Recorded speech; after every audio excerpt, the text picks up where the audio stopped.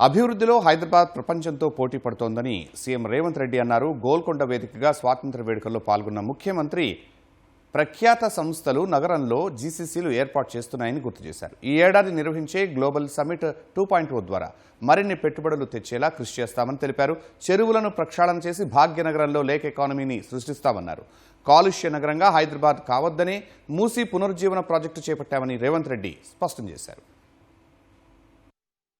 గోల్కొండ కోట వేదికగా స్వాతంత్ర్య దినోత్సవాలు ఘనంగా జరిగాయి. ఉదయం సికింద్రాబాదులోని సైనిక స్మారక కేంద్రం వద్ద అమరవీరులకు సీఎం రేవంత్ రెడ్డి పూలమాలలు వేసి నివాళులు అర్పించారు. తర్వాత అక్కడి నుంచి నేరుగా గోల్కొండ కోటకు చేరుకున్న సీఎం పోలీసుల నుంచి గౌరవ వందనం స్వీకరించారు. అనంతరం రాణిమహల్ ప్రాంగణంలోని ప్రధాన వేదికపై ఉదయం 10 గంటలకు జాతీయ పతాకాన్ని రేవంత్ రెడ్డి ఎగురవేశారు.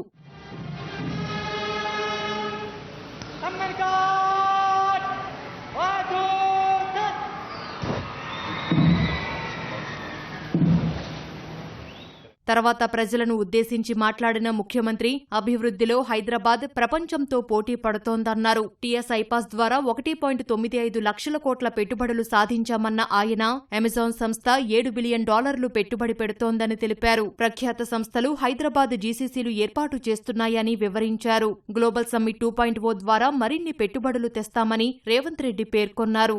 హైదరాబాద్ మెట్రో 2వ దశను ముందుకు తీసుకువెళ్తున్నాం. మెట్రో 2వ దశలో ఏరు కారిడార్లు 123 కిలోమీటర్ల విస్తరణకు ప్రణాళికలు రూపొందించాం. ఈ ఏడాది కూడా తెలంగాణ రైజింగ్ గ్లోబల్ సమ్మిట్ ను నిర్వహించి ఇన్వెస్ట్ తెలంగాణ పెట్టుబడులకు ఉన్న అవకాశాలను అన్నిటినీ ప్రపంచానికి చాటి చెబుతాం. అదే విధంగా మిత్రులారా, గ్లోబల్ కేపబిలిటీ సెంటర్స్ ప్రపంచంలో ఉండే ఫార్చ్యూన్ 500 కంపెనీలు ఈనాడు హైదరాబాద్ నగరంలో గ్లోబల్ కేపబిలిటీ సెంటర్స్ ను ప్రారంభిస్తున్నాయి.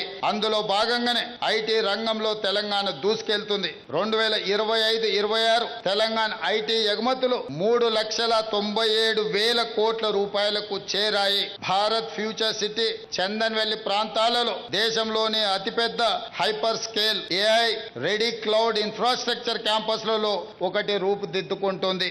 నగరంలో చెరువులు, ప్రభుత్వ భూములు రక్షించేందుకే హైడ్రా ఏర్పాటు చేశామని సీఎం స్పష్టం చేశారు. చెరువులను ప్రక్షాళన చేసి లేక్ ఎకనామీని అభివృద్ధి చేస్తామని వెల్లడించారు. కాలుష్య నగరంగా హైదరాబాద్ కావద్దనే మూసీ పునరుజ్జీవన ప్రాజెక్టు చేపట్టామని తేల్చి చెప్పారు. ఇందుకోసం నది పరివాహక ప్రాంత ప్రజలు సహకరించాలని రేవంత్ రెడ్డి కోరారు. చెరువులు, నాలాలు, ప్రభుత్వ భూములను పరిరక్షించేందుకు హైడ్రాను ఏర్పాటు చేశాం. బతుకమ్మ కుంట, నల్ల చెరువు సహా పలు చెరువులను పునరుద్ధరించ ద్వారా ప్రజలకు అందుబాటులోకి తీసుకొచ్చి లేక్ ఎకానమీని అభివృద్ధి చేసి మహిళా సంఘాలకు అందించడానికి రాష్ట్ర ప్రభుత్వం ప్రయత్నం చేస్తున్నదని తెలియజేయడానికి నేను సంతోషిస్తున్నాను. ఈ రోజు హైదరాబాదు నగరంలో మురికి పూర్తిగా మూసీలోకి వెళ్తుంది. పరిశ్రమల కాలుష్యం మూసీలోకి వెళ్తుంది. ఈ రోజు మనుషుల, పశువుల కలేబరాలు ఈ రోజు మూసీని కబలిస్తున్నాయి. ప్రపంచంలోనే అత్యంత కాలుష్యమైన నది కింద మూసీని రోజు నోటిఫై చేయడం జరిగింది. అందుకే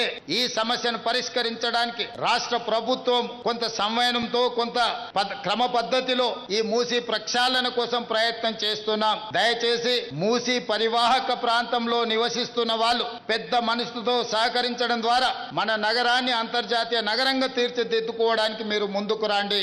మీకు ఎలాంటి కష్టము, నష్టము కలిగించం. పేదల ఆత్మగౌరవాన్ని నిలబెట్టేలా క్యూర్ పరిధిలో ఖరీదైన నివాస ప్రాంతాల్లో 1,00,000 ఇందిరమ్మ ఇండ్లను నిర్మిస్తున్నామని రేవంత్ రెడ్డి వివరించారు. ఇందిరమ్మ ఇండ్లు అంటే కేవలం అవి 4 గోడలు పైన స్లాబ్ మాత్రమే కాదు. పేదల ఆత్మ గౌరవ ఆనవాళ్లు ఈ ఇందిరమ్మ ఇండ్లు. అందుకే పేదల ఆత్మ గౌరవాన్ని నిలబెట్టేలా హైదరాబాద్ క్యూర్ పరిధిలో, కోర్ అర్బన్ రీజన్ ఎకానమీ పరిధిలో ఖరీదైన నివాస ప్రాంతాల్లో 1,00,000 ఇందిరమ్మ ఇండ్లను నిర్మిస్తున్నాం. కేపీహెచ్బి కాలనీ నుంచే ఇందిరమ్మ ఇండ్ల టవర్స్ కి శంకుస్థాపన కార్యక్రమాన్ని మొదలుపెట్టి పట్టణ ప్రాంతంలో ఉన్న పేదలకు సొంతింటి కలను నెరవేర్చడానికి మన ప్రభుత్వము పూర్తి స్థాయిలో ప్రయత్నం చేస్తున్నది. పేదలకు నాణ్యమైన వైద్యం అందించాలనే లక్ష్యంతో గోషామహల్లో 2,000 పడకల సామర్థ్యంతో ఉస్మానియా కొత్త ఆస్పత్రి నిర్మిస్తున్నామని సీఎం గుర్తు చేశారు. సనత్ నగర్, అల్వాల్, ఎల్బీ నగర్లో టిమ్స్ హాస్పిటల్స్ ను సిద్ధం చేస్తున్నామని చెప్పారు.